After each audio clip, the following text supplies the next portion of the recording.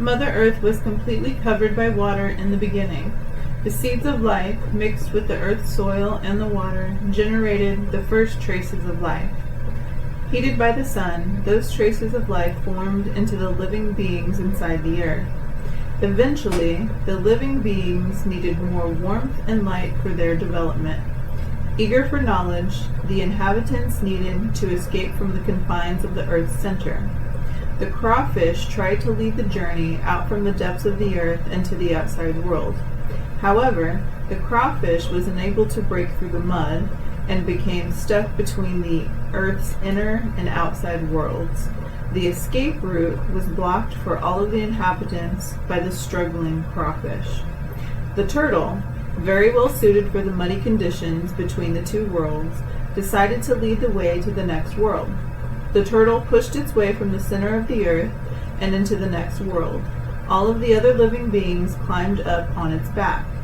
The turtle, with all the living beings on its back, gradually emerged through the mud and water into a world of darkness, fog, and air.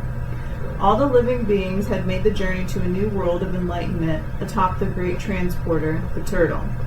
Unfortunately, this world was blanketed with a dense fog caused by the elements of the sun and water. Eventually, the water receded and the living beings left the turtle's back for dry land.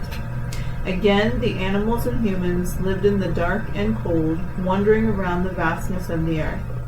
Frightened by the darkness caused by the dense fog, the animals and humans began to call out to one another.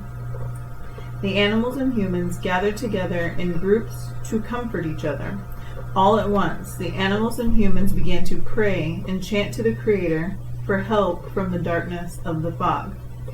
Pisagidamasi, the master of breath, answered the prayers of the animals and humans and gave relief from the haze of the fog.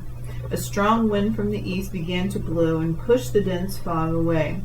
The removal of the fog signaled the beginning of a new world. The animals and humans were able to see one another for the first time.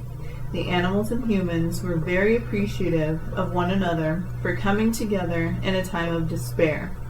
Animals and humans continued the kinship bonds which had formed between them. Humans became clan brothers of the specific animals which were present when the fog lifted.